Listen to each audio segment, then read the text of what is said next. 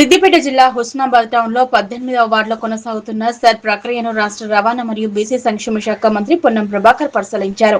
Voter జాబితా ప్రత్యేక సవరణ ప్రక్రియ పురోగతిని పరిశీలించిన మంత్రి బిఎల్ఓలు బిఎల్ఏలతో మాట్లాడి ఇంటింటికి వెళ్లి అర్హులైన ప్రతి ఒక్కరికి వివరాలు నమోదు చేయాలన్నారు. ఇలాంటి అర్హుల పేరు కూడా జాబితాలో నుంచి మిస్ కాకుండా తప్పులు లేకుండా పారదర్శకంగా ప్రక్రియ పూర్తి చేయాలన్నారు. ఓటర్ జాబితా ప్రజాస్వామ్యానికి పునాది అని పేర్కొన్న మంత్రి ప్రతి అర్హుడికి ఓటు హక్కు కల్పించేలా అధికారులు సమన్వయంతో పనిచేయాలన్నారు. కార్యక్రమంలో మున్సిపల్ చైర్మన్, వైస్ చైర్మన్, స్థానిక కౌన్సిలర్లు మరి ఇతర అధికారులు పాల్గొన్నారు. తెలంగాణ ప్రజాపాలన ప్రభుత్వం ఈ రోజు నుంచి రైతు భరోసా కార్యక్రమాన్ని ప్రారంభం చేస్తూ ఉంది.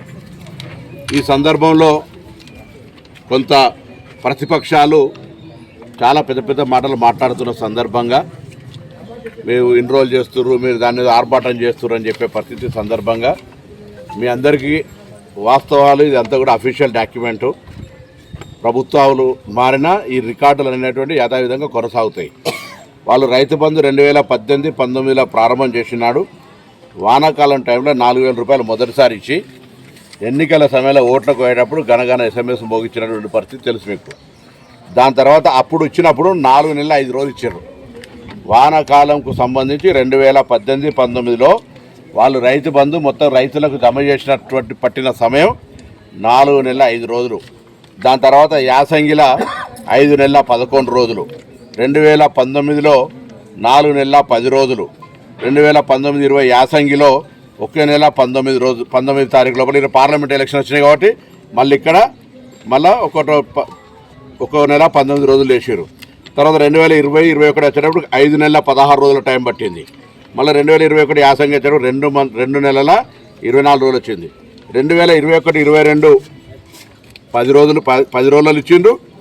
అప్పుడు ఆ రింగ్ రోడ్డుకు సంబంధించిన పైసలు రాగానే ఇచ్చేసారు. రింగ్ రోడ్డు ముందే 30 సంవత్సరాలకు అమ్మేశారు దాన్ని.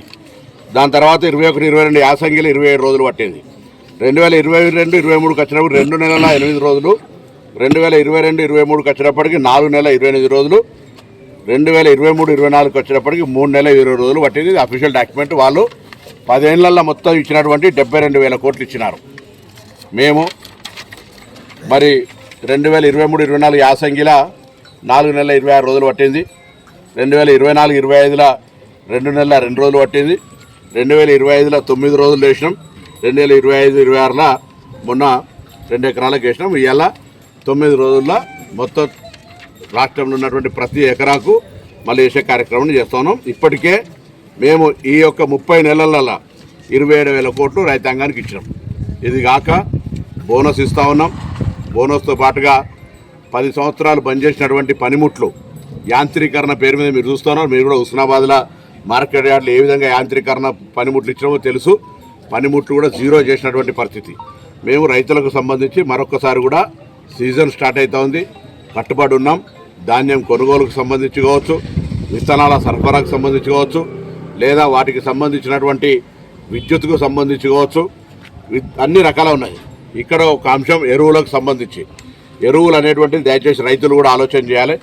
పూర్తిగా ఎరువుల తయారీ అనేటువంటిది కేంద్ర ప్రభుత్వం. రాష్ట్రాలు ఎక్కడ కూడా ఈ దేశంలోనే ఏ రాష్ట్రం ఎరువులు తయారు చేసుకోదు. ఎరువుల శాఖ కూడా కేంద్ర ప్రభుత్వం దగ్గర ఉంటుంది, కెమికల్ అండ్ ఫర్టిలైజర్ డిపార్ట్మెంట్ అనేది. సో వాళ్ళు తయారు చేసేది వాళ్ళే, సరఫరా చేసేది వాళ్ళే. వాళ్ళు ఉద్దేశపూర్వకంగా సరఫరాలు తగ్గించి అలా 2 రకాలు. ఒకటేమో తెలంగాణలో భారతీయ జనతా పార్టీ లేదు కాబట్టి సతాయించాలనేది ఒకటి. రెండోది ఎరువుల శాతాన్ని తక్కువ వాడి మందుబువ్వ తినద్దు, మందులకు సంబంధించినటువంటి ప్రభావితం కావద్దు అనే దాని మీద 2 ఆలోచన కూడా అందులో ఉంది. ఇటువంటి పరిస్థితుల్లో రైతులు అర్థం చేసుకునేటువంటి పరిస్థితి ఉండాలి. నేను మొన్న కూడా కాంగ్రెస్ పార్టీ పక్షాన చెప్పినాం, ఈ రాష్ట్రంలో ఎరువుల సరఫరాకు సంబంధించి ముఖ్యమంత్రి గారితో పాటుగా మేమందరం కూడా అనేక సందర్భాల్లో కేంద్ర ప్రభుత్వాన్ని డిమాండ్ చేసినాం. తప్పకుండా ఎరువుల సరఫరా భారతీయ జనతా పార్టీ బాధ్యత. కేంద్ర ప్రభుత్వం తయారు చేసేటువంటి ఎరువులతో పాటుగా తెలంగాణలో ఉన్నటువంటి రామగుండం ఫర్టిలైజర్ ఫ్యాక్టరీ నుంచి కూడా మొత్తం తెలంగాణ రైతాంగానికి ఇవ్వాలని డిమాండ్ చేస్తూ ఉన్నాం.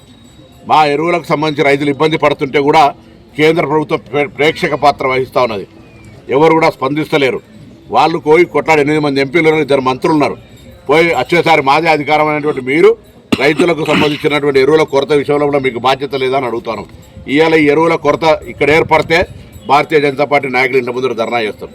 బాధ్యత వహించండి, మీ నాయకత్వం మీద ఒత్తిడి తేండి. ఇది పూర్తిగా తయారీ అందరికీ తెలుసు, ప్రతి రైతుకు తెలుసు. ఎరువులు రాష్ట్రాలలో ఉత్పత్తి కావు, తయారు చేసేటువంటి ఫ్యాక్టరీలు అన్నీ కూడా కేంద్ర ప్రభుత్వం కంట్రోలే.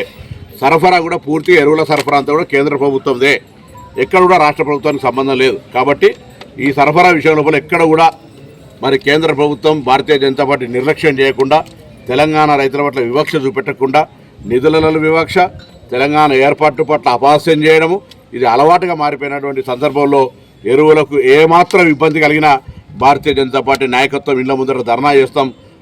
భారతీయ జనతా పార్టీ నాయకత్వం బాధ్యత వహించాలి. ఎంపీలు, కేంద్ర మంత్రులు ఈ అంశాల లోపల తగిన జాగ్రత్తగా ఉండండి. మేము ఇప్పటికే కేంద్రం మీద అనేక సందర్భాలు ఒత్తిడి చేస్తున్నాం. మరొకసారి సీజన్ స్టార్ట్ అవుతుంది కాబట్టి ఈ అంశంలో జాగ్రత్తగా ఉండాలనేటువంటి మాట కూడా కోరుతూ, యాప్కు సంబంధించి కూడా కేంద్ర ప్రభుత్వం ఇచ్చిందే. ఒకవేళ యాప్తో ఇబ్బంది అయితే నేను హుస్నాబాద్ నియోజకవర్గానికి సంబంధించి ప్రతి రైతు వేదిక దగ్గర ఏఈఓలకు చెప్పినాం, ఎవరైనా ఆ యాప్ను ఆపరేట్ చేయలేకపోతే మీరు వాళ్ళ దగ్గరికి వెళ్ళిపోండి, సఫిషియెంట్ స్టాక్ ఉంది.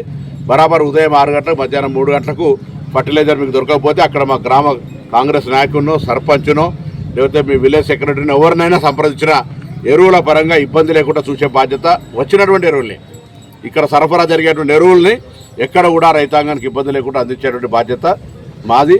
కానీ కేంద్రం సరైన విధంగా